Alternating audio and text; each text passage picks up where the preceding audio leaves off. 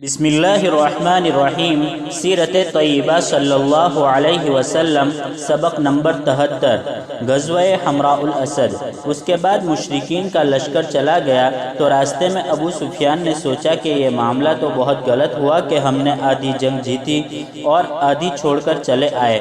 مسلمان تو کافی حد تک زخمی ہو گئے تھے اور تھک کر چور ہو گئے تھے، تھوڑا سا حملہ اور کر دیا جاتا تو ان کا کام تمام ہو جاتا۔ تو اس نے واپسی کا ارادہ کیا۔ نبی کریم صلی اللہ علیہ وسلم کو جب پتہ چلا تو آپ صلی اللہ علیہ وسلم 70 صحابہ کی ایک جماعت لے کر حمراء الاسد تک پیچھا کرنے کے لیے گئے۔ جب اسے پتہ چلا کہ حملہ کرنے آ رہے ہیں تو اس نے سیدھے مکہ معظمہ جا کر دم لیا۔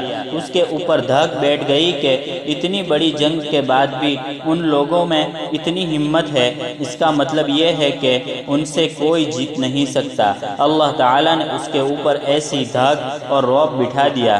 واقعہ بیر معونہ۔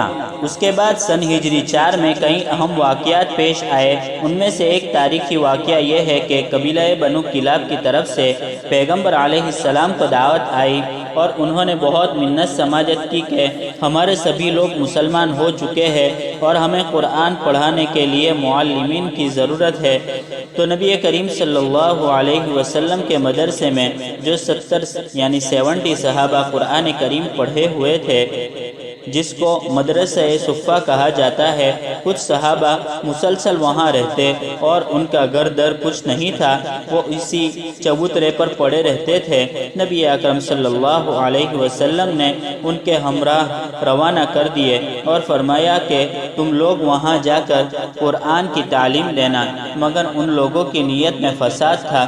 جب یہ لوگ بیر معونہ، جو ایک کنویں کا نام ہے، اس پر پہنچے تو وہاں پر ان کا سردار عامر بن طفیل بہت سے لوگوں کو لے کر آیا اور ان 70 صحابہ کو گھیر کر شہید کر ڈالا۔ ان میں سے صرف ایک صحابی بچے۔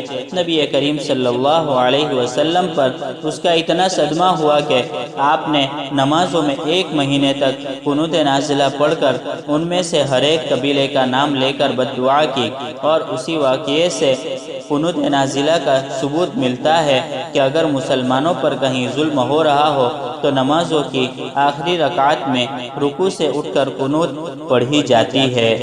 اسی سال ایک واقعہ اور پیش آیا کہ قبیلہ عزل وقارہ کے لوگ آئے اور انہوں نے بھی اسی طرح کی درخواست کی کہ ہم کو بھی معلمین کی ضرورت ہے، تو آپ نے 10 معلمین ان کے ہمراہ کر دیے۔ راستے میں انہوں نے بھی ان صحابہ کو گھیر لیا۔ یہ حضرات بچ کر پہاڑی پر چڑھ گئے اور اپنے سردار حضرت عاصم بن ثابت رضی اللہ عنہ کے ساتھ مل کر مقابلہ کرتے رہے، تاکہ کہ ان میں سے 8 آدمی شہید ہو گئے۔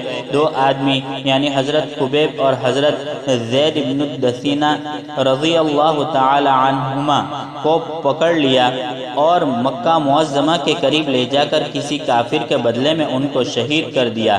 روایات میں آتا ہے کہ جب حضرت زید بن الدثینہ رضی اللہ تعالی عنہ کو شہادت کے لیے لے جایا جا رہا تھا تو ابو سفیان نے ان سے معلوم کیا کہ یہ بتاؤ، اگر تمہیں چھوڑ دیا جائے اور نبی کریم صلی اللہ علیہ وسلم کو سولی دے دی جائے، نعوذ باللہ، تو کیا تم اس سودے پر راضی ہو؟ تو حضرت زید بن دثینہ رضی اللہ عنہ نے فرمایا، کیا بکواس کرتے ہو؟ ہمیں تو یہ بھی پسند نہیں ہے کہ ہم عافیت سے رہے اور ہمارے نبی کریم صلی اللہ علیہ وسلم کے پیر میں کوئی کانٹا چبھ جائے کہ ہم اپنی جان کے مقابلے میں حضور پاک صلی اللہ علیہ وسلم کی جان چلی جانے پر راضی ہو جائے۔ تو ابو سفیان کہتے تھے کہ میں نے کسی بھی آدمی کے ماننے والے کو ایسا محبت کرنے والا نہیں دیکھا جیسا کہ نبی کریم صلی اللہ علیہ وسلم سے محبت کرنے والے حضرات صحابہ کرام رضوان اللہ علیہم اجمعین ہے۔ وآخر دعوانا عن الحمد للہ رب العالمین۔